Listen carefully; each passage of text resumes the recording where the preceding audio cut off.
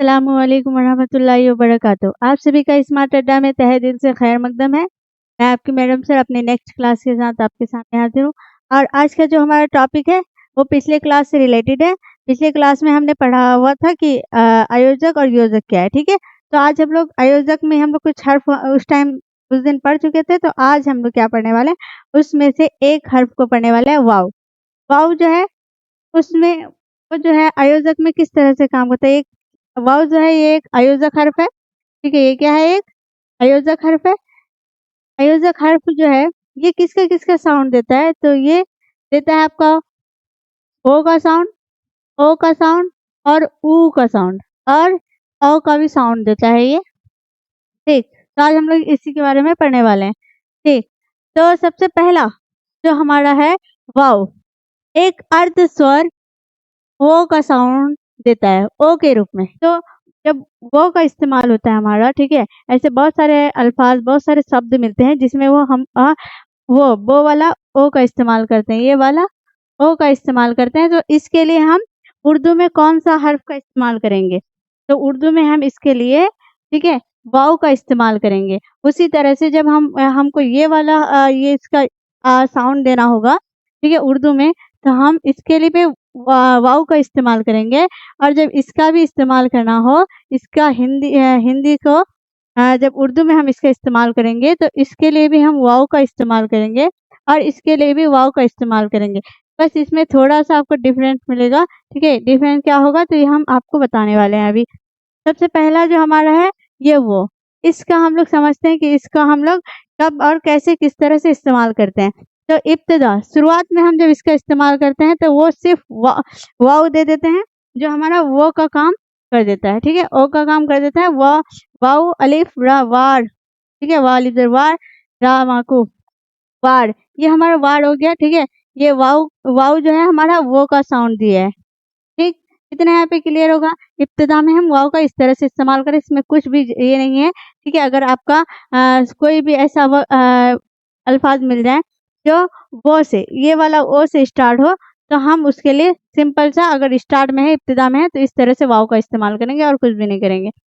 उसके बाद अगर वही वाव, ठीक है, यही वो अगर आपका दरमियान में आता है, बीच में आता है अल्फाज का, तो उसका इस्तेमाल क्या हो रहा है, तो उसका इस्तेमाल इस तरह से होगा। जो आपका अल्फाज शुरू में होगा तो उसका वो डाल देना। जैसे यहाँ पे आ का इस्तेमाल जो हुआ है, जैसे हम बताए थे आपको अलिफ में, कि अलिफ जो है वो दो तरह का साउंड देता है, दो में एक ओ का साउंड देता है और एक आ का।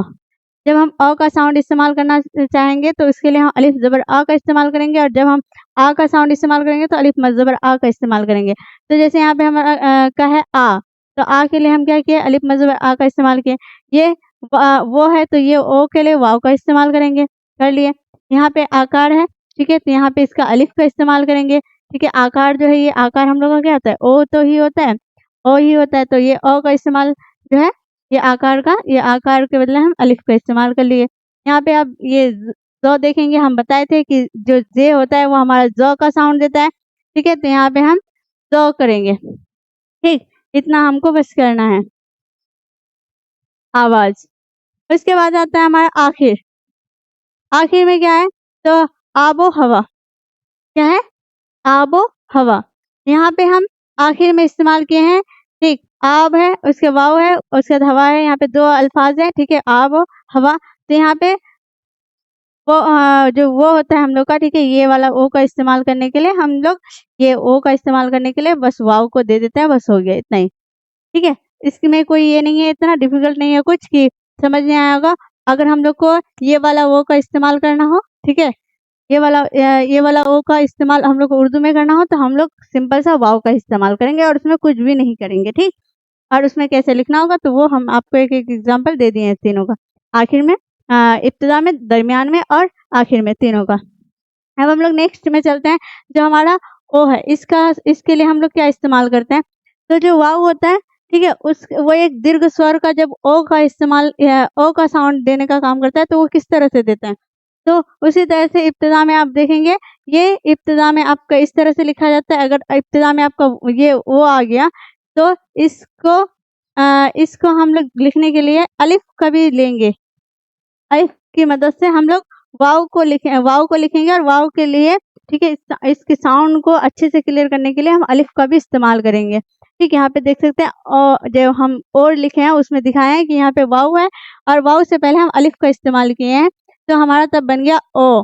ठीक है, वाव है, अलिफ है, बना ओ, रामकु, और। ठीक, उसी तरह से हमारा जब दरमियान में आता है तो दरमियान में भी जब ओ का इस्तेमाल के लिए हम लोग इस्तेमाल करेंगे तो सिंपल से हम वाव को दे देंगे, हमारा इस तरह से दरमियान में भी इस्तेमाल हो जाएगा। उसी तरह से हम लोग का आखिर में भी दाल वाव दो। ठीक है, तो वाव का इस्तेमाल ओ के लिए भी कर लिया हम।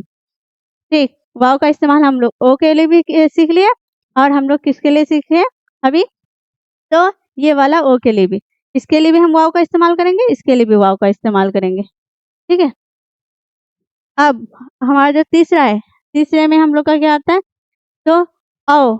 ये जो हमारा दीर्घ दीर्घ स्वर में जो आता है, एक होता है ओ, एक होता है औ। ठीक है, तो ये औ के लिए हम लोग वाव का ही इस्तेमाल करेंगे। बोले सबके लिए वाव का इस्तेमाल कैसे पॉसिबल हो सकता है, तो पॉसिबल है। इसके लिए हम लोग क्या करेंगे, जैसे हम लोग जो ओ था इसका जो इस्तेमाल करने के लिए हम लोग क्या किए, अलिफ लगाए वाव के साथ, वाव के साथ अलिफ लगाए तो हमारा ओ बना। अब इसके ऊपर क्या लगाएंगे, जबर। तो ये अब हमारा क्या बन गया, और थोड़ा सा और हमें लोग एक इलामत का इस्तेमाल किया तो हमारी जो आवाज थी उसमें क्या कर दिया, थोड़ा सा ज्यादती कर दिया, थोड़ा सा ज्यादा ये कर दिया। ठीक है, तो ये और का इस्तेमाल और बन गया हमारा, अलिफ वाव को इस्तेमाल किया और उसके बाद जबर। अगर हम वाव का इस्तेमाल करते हैं तो ये देता है, इसमें अगर वाव और अलिफ लगाते हैं तो ये हमारा ओ देता है।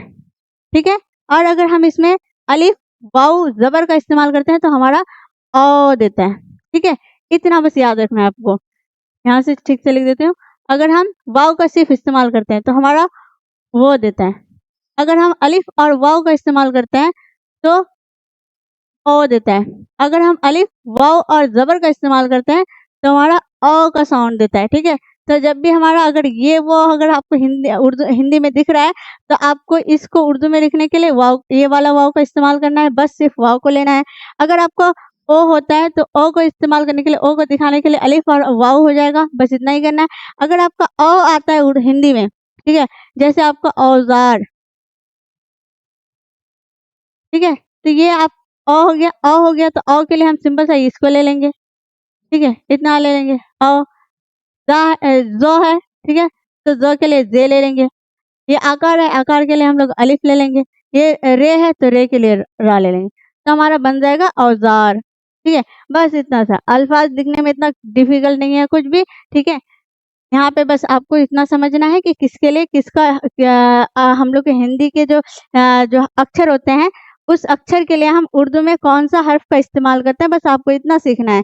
अगर आप इतना सीख रहे हैं तो आप आराम से अल्फाज लिखना सीख जाते हैं, आपको इतनी दिक्कत नहीं आएगी। ठीक है, हम लोग कितना आसानी से औजार को लिख ले। हम लोग का औ है, औ को लिखने के लिए हम अलिफ वाव हमजा का इस्तेमाल किए, क्योंकि हम यहाँ बताए हुए हैं कि जो वाव है, वाव जो होता है दीर्घ स्वर, जो औ का जो रूप में आता है तब वो क्या करता है, अलिफ लेता है। ठीक है, वाव तो लेता ही है, फिर उसके बाद अलिफ लेता है, तो ये ओ बना। उसके बाद इसके ऊपर जब जबर लगाते हैं तो इसके ऊपर एक ठो एकार और बढ़ जाता है। ठीक है, तो ओ बन जाता है, तो ये ओ का इस्तेमाल कर लिया। ये जो है तो जो के लिए जे का इस्तेमाल किया। आकार है तो आकार के लिए हमेशा अलिफ का इस्तेमाल करेंगे।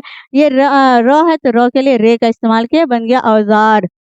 ठीक है, तो इब्तिदा में हम अगर आएगा तो इस तरह से इस्तेमाल करेंगे। अगर हम लोग का इब्तिदा में आ जाए कि हम लोग का औ आ रहा है, ठीक है, और शुरू में ही औ है, तो इस तरह से अलिफ वाव और हमजा को दिखाएंगे। अगर वही चीज आपका बीच में दरमियान में आ जाता है तो दरमियान में अगर आपका ये डबल एकार के साथ जो होता है हमारा औ जो आया है यहाँ पे, ये जो हमारा जो औ आया है, ठीक है, दौड़ में दो हुआ है प्लस औ प्लस र, ये जो हमारा आया है ये द के लिए हम दाल को दिखा देंगे।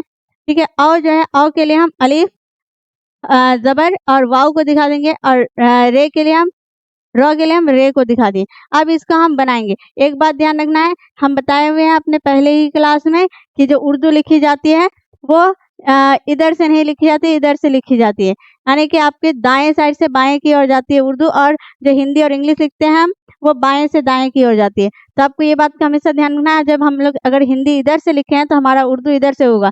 तो पहले ये इधर शुरू में दाल है, ठीक है, दो है तो दो है शुरू में तो दाल शुरू में आएगा, यहाँ पे दाल दे दिए। ठीक है, और औ शुरू में है तो फिर शुरू में औ आ जाएगा। ठीक, उसके बाद ये रे आपका है, जो रो जो है, रो के बदले रे आता है तो ये आ गया।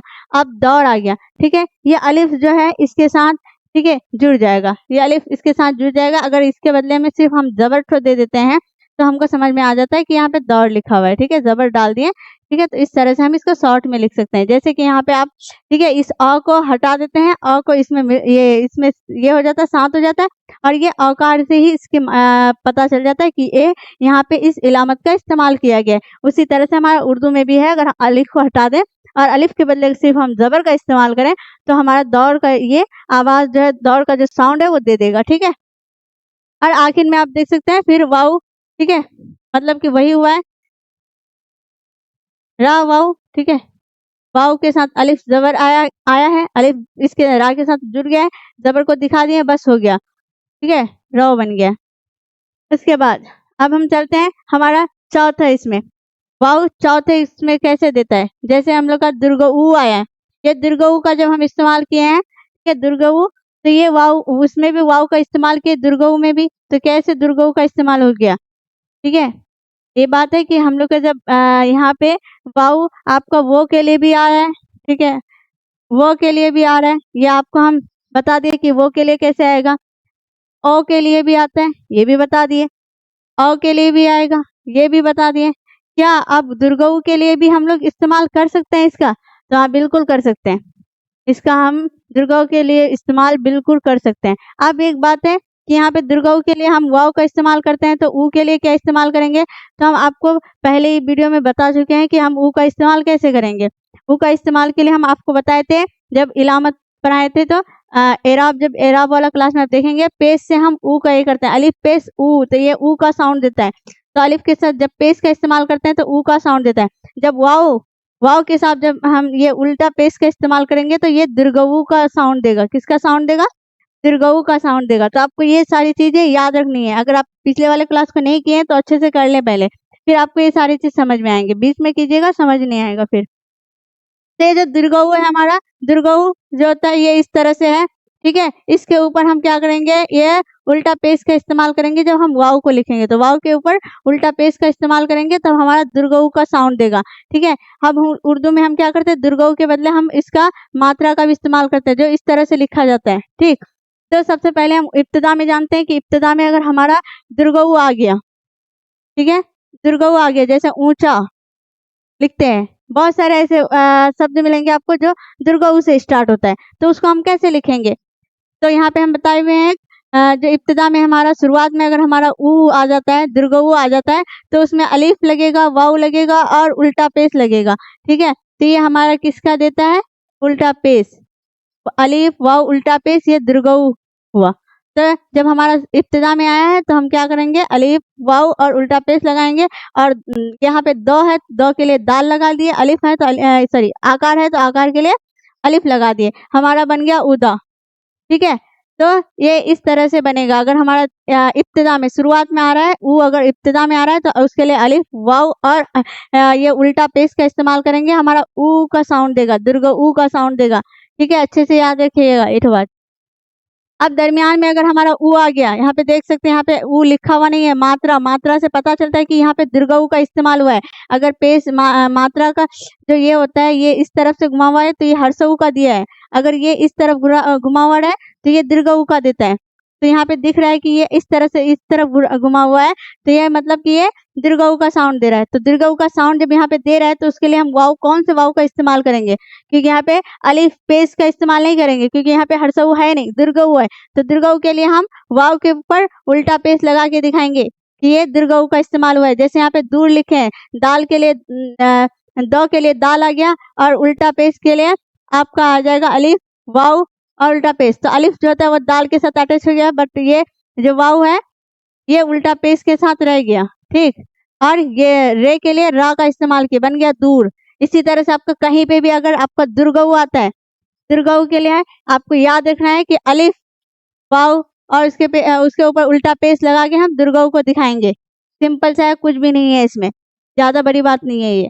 तो ये दरमियान में है आपका, और ये दरमियान में हम इसी तरह से वाव को लिखेंगे। इसका अलिफ हटा देंगे, वाव के ऊपर उल्टा पेज दिखा देंगे, समझ आ जाएगा कि इसमें दुर्गऊ लगेगा। अगर हम कोई भी अल्फाज बड़े से बड़े अल्फाज ले लेते हैं तो उसमें हम आराम से, अगर हमारा दुर्गऊ आता है तो हम आराम से उसमें अटैच कर सकते हैं, क्योंकि दुर्गऊ के लिए आपके पास अलिफ वाव उल्टा पेश होता है। अलिफ को हम अगर दरमियान में आया तो अलिफ को हटा देंगे, बस वाव और उल्टा पेश रखेंगे। अगर इब्तिदा में आया, शुरुआत में आया, तो अलिफ वाव उल्टा पेश तीनों रहेगा आपको दुर्गऊ को दिखाने के लिए। समझ गए? आगे चलते हैं। आखिर में अगर हमारा आया तो आखिर में भी हम यही करेंगे, कुछ नहीं। आखिर में तो कोई और वाव के पास कोई हर्फ ही नहीं है, तो हाँ कोई अक्षर ही नहीं होगा, तो किसी हर्फ का कैसे इस्तेमाल करेंगे हम? तो बस रा वाव उल्टा पेश आ गया, रू, रू बन गया। अब हमारा जो है आज यहीं पे इस क्लास का यहीं पे खत्म होता है। जो हमारा आज का जो टॉपिक था वो था आयोजक। आयोजक का हम लोग पहले ही क्लास में पढ़ चुके हैं। ये जो हमारा था बस सिर्फ वाव को समझाना था आपको। वाव अच्छे से क्लियर होना बहुत ज्यादा जरूरी है। अगर आपको वाव क्लियर नहीं होता है तो फिर आपको अल्फाज जब बनाएंगे तो आपको दिक्कत होगी कि वाव जो है, अगर हम वाव का ऊ के लिए किसका इस्तेमाल करें, औ के लिए किसका इस्तेमाल करें, तो यहाँ पे हम सारा कुछ बता दिए। आप इस क्लास को अच्छे से अगर देख रहे हैं तो आपको समझ आ रहा है। अगर एक बार में नहीं आ रहा तो दूसरा बार आप देखिए, फिर आपको जाके समझ में आएगा। ठीक, तो चले आज के क्लास यहीं पे खत्म करते हैं, फिर मिलते हैं नेक्स्ट क्लास में। अल्लाह हाफिज।